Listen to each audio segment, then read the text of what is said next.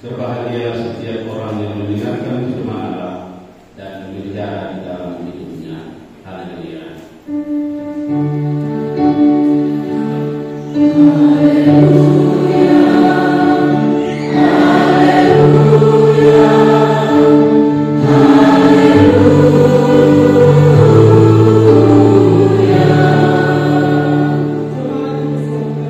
Terima kasih untuk pujian-pujian yang mewakili kita memuliakan Tuhan. Bapak, Ibu, dan saudara sekalian, saya Pendeta John Famane. Sekarang melayani di Jemaat Ebenezer Taros Barat. Baru 2 bulan melayani di Ebenezer Taros Barat. Sebelumnya saya melayani di kantor Sinode selama 1 periode. Kemudian di periode ini saya minta untuk kembali ke jemaat karena merasa lebih cocok di jemaat. Sebelum di kantor Sinode saya melayani di Rote, dan sebelum di Rote saya melayani di Alor, di kampung halaman sendiri. Itu sekilas tentang saya sebagai perkenalan. Kalau Bapak Mama semua terlalu banyak, jadi kalau satu-satu memperkenalkan diri mungkin kita butuh 1 minggu untuk ibadah kita. Baik Bapak, Ibu, dan saudara sekalian, kita merayakan Roh Kudus yang dicurahkan untuk menguasai kita dan memimpin kita. Namun kita perlu ingat bahwa bila Yesus tidak naik ke surga, maka Roh Kudus tidak akan datang. Bila Yesus tidak naik ke surga, maka Roh Kudus tidak akan datang. Roh yang menguasai dan memimpin kita itu. Dan bila Roh Kudus tidak datang, maka berita tentang Yesus hanya akan terkurung di Yerusalem, atau hanya akan terkurung di daerah Yudea saja, dan tidak akan terberitakan sampai ke ujung bumi, termasuk sampai ke kita. Mengapa begitu Bapak, Ibu, dan saudara sekalian? Yesus sendiri yang mengatakan demikian. Di mana sebelum menjalani salib dan mati, kepada murid-muridnya Yesus katakan bahwa dia akan pergi, tetapi dia akan mengirim penolong untuk memimpin mereka dalam tugas yang akan mereka kerjakan.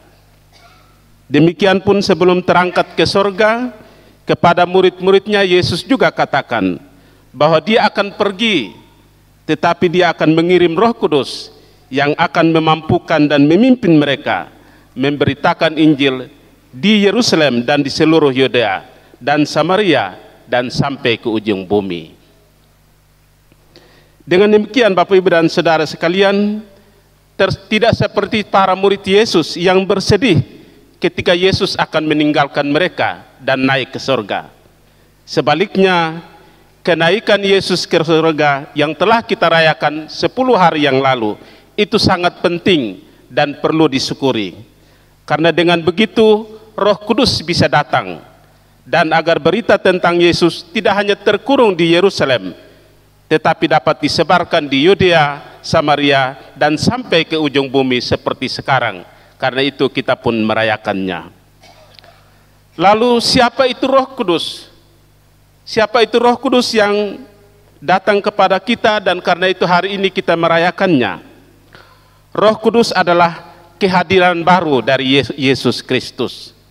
Atau Roh Kudus adalah Yesus yang hadir secara baru bagi kita. Sebelum Yesus naik ke surga, Roh Kudus belum bisa datang. Barulah setelah Yesus naik ke surga, Roh Kudus bisa datang kepada kita. Karena datangnya Roh Kudus setelah Yesus naik ke surga, maka berita tentang Yesus bisa terberitakan dari Yerusalem sampai ke ujung bumi, dan juga bisa masuk dalam hidup serta hati dan jiwa setiap orang percaya. Dia tidak hanya datang menaungi kita, tetapi juga dia bisa masuk dalam hati, hidup, dan jiwa kita semua orang percaya. Pentingnya kehadiran Roh Kudus itulah maka kita merayakan peristiwa pencurahan Roh Kudus pada hari ini. Nah, Bapak, Ibu, dan saudara sekalian yang Tuhan Yesus kasih, kisah atau cerita dicurahkannya Roh Kudus telah kita baca tadi dalam Kisah Para Rasul pasal 2, di mana dikisahkan bahwa pada saat itu sedang berlangsung perayaan hari Pentakosta Yahudi, di mana di setiap tahun semua orang Yahudi dari berbagai penjuru bumi datang di Yerusalem merayakan Pentakosta, yaitu hari raya pengucapan syukur hasil panen. Dan di saat perayaan itulah, di saat perayaan Pentakosta Yahudi itulah Roh Kudus turun ke atas orang-orang percaya. Roh Kudus itu datang dalam bentuk lidah api dan menghinggapi orang-orang percaya, dan mereka dapat berbicara dalam berbagai bahasa. Dan itu membuat orang-orang dari berbagai bangsa yang sedang berkumpul di Yerusalem, mereka menjadi heran dan bingung karena para rasul berbicara dalam bahasa mereka. Di tengah keheranan atau kebingungan orang-orang itu, Petrus dengan berani tampil menyampaikan khotbahnya bahwa Yesus adalah penggenapan perjanjian lama tentang Mesias. Karena itu harus percaya. Bapak Ibu dan Saudara sekalian, mengapa Roh datang dalam bentuk lidah api? Sebagaimana bacaan kita, lidah melambangkan bahasa dan penyampaian berita Injil.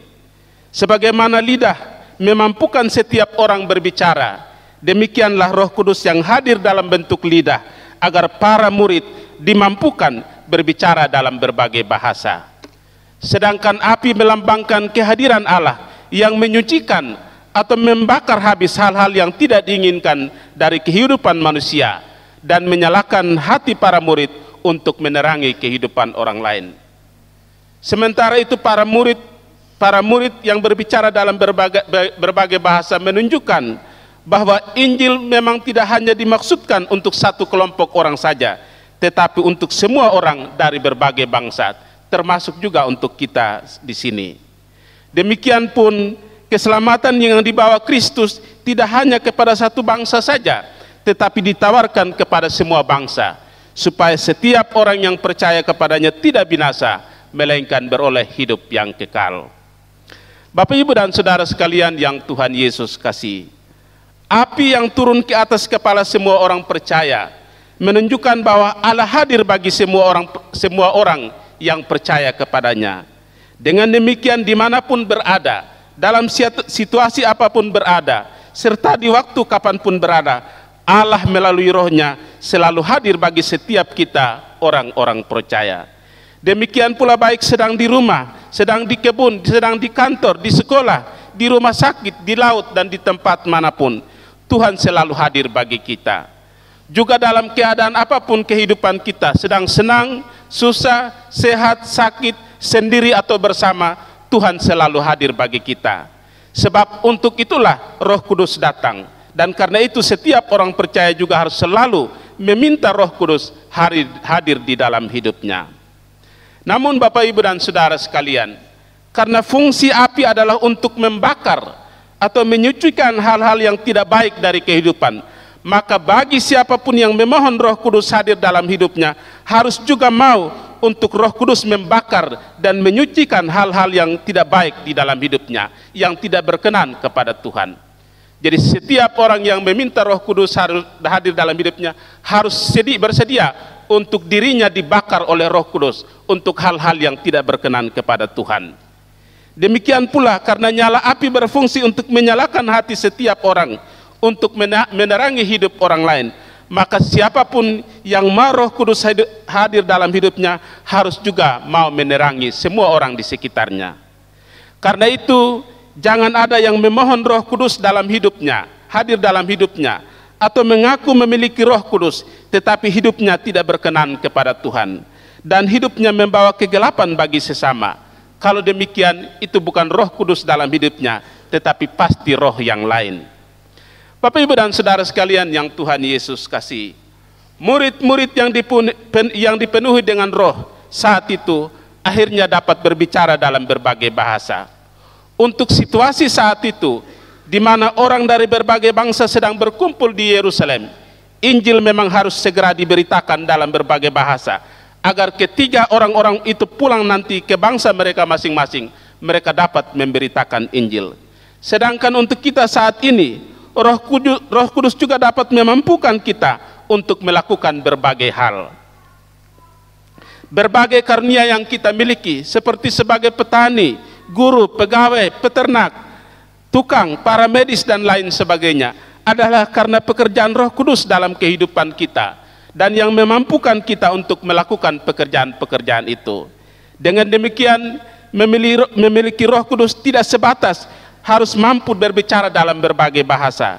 Sebaliknya, bila berbagai karunia yang kita miliki dimiliki oleh setiap orang percaya, dapat digunakan secara baik untuk membangun kehidupan dan menjadi berkat, itulah tandanya Roh Kudus ada dalam hidup setiap orang percaya dan bekerja melalui setiap orang percaya.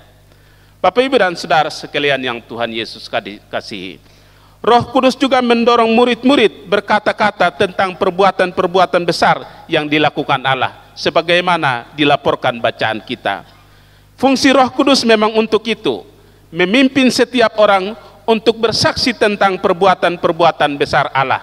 Dan karena itu, karena Roh Kudus selalu memimpin kehidupan kita, maka kita pun harus selalu memberitakan perbuatan-perbuatan Allah melalui pekerjaan kita, melalui hidup kita, melalui kata-kata kita, dan lain sebagainya. Dengan demikian, menjadi saksi tentang perbuatan-perbuatan besar Allah tidak hanya melalui berkhotbah atau memberitakan firman, tetapi bila kita hidup baik dan benar, bila kita menjadi contoh yang baik dalam segala hal, maka kita telah menjadi saksi tentang perbuatan-perbuatan Allah dalam kehidupan bersama dengan sesama.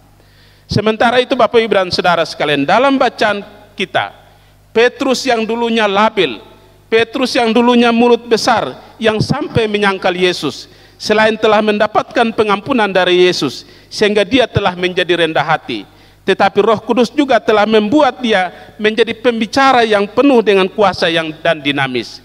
Kisah Petrus ini menunjukkan bahwa setiap orang, apapun masa lalu dia, entah jahat, entah bodoh, entah pemalu, dan lain sebagainya, dia bisa dipakai Tuhan untuk menjadi saksi tentang perbuatan-perbuatan Tuhan bagi sesama. Karena itu jangan ada yang mengatakan tidak mampu, kurang pandai, punya masa lalu yang buruk sebagai alasan untuk tidak bersaksi tentang Tuhan. Demikian pula, tidak seorang pun yang boleh menjadikan kekurangan sesama atau masa lalu sesama yang buruk untuk menghalangi sesama itu untuk bersaksi tentang Tuhan. Setiap orang, siapapun dia, siapa saja, bisa dipakai Tuhan untuk menjadi saksi tentang Tuhan. Karena itu, kita harus menerima siapapun dia bila Tuhan mau memakai setiap orang untuk menjadi saksi tentang dia. Bapak, Ibu, dan saudara sekalian, dalam bacaan kita, pada saat itu Petrus harus berkhotbah, karena di saat itu banyak orang yang bingung dengan peristiwa Pentakosta yang luar biasa saat itu. Dalam kehidupan kita pun, kita menemukan masih banyak orang yang bingung, masih banyak orang yang kurang percaya, bahkan masih banyak orang yang tidak percaya tentang perbuatan-perbuatan Tuhan yang terjadi di dalam Yesus Kristus. Sebagaimana Petrus, tugas kita, setiap orang percaya adalah menjelaskan kepada orang-orang itu yang masih kurang percaya, yang tidak percaya. Kita harus menjelaskan kepada mereka tentang Tuhan Yesus dan berbagai karya yang telah dikerjakan oleh Tuhan Yesus. Kita harus menjelaskan kepada mereka bahwa Yesus adalah Mesias, anak Allah yang telah datang mengasihi semua manusia hingga berkorban menyelamatkan semua manusia dari segala dosa dan terus memelihara setiap orang melalui Roh Kudus-Nya. Kita harus menjelaskan demikian agar semua orang menjadi percaya dan menerima Yesus dalam kehidupan mereka. Bapak, Ibu, dan saudara sekalian, bagi yang merasa tidak mampu bersaksi tentang pekerjaan-pekerjaan Allah dalam Yesus, mintalah Roh Kudus untuk memberikan kemampuan dan memimpin dalam tugas memberi kesaksian tentang Yesus Kristus. Sebab tidak seorang pun dari setiap orang percaya yang boleh bebas dari tugas bersaksi tentang Yesus. Karena tugas bersaksi tentang Yesus adalah bentuk ucapan syukur dari setiap orang percaya kepada Tuhan yang telah mengerjakan keselamatan melalui Yesus dan yang telah mengirim Roh-Nya untuk memampukan dan menolong setiap orang percaya dalam menjalani kehidupan ini. Amin. Haleluya. Amin.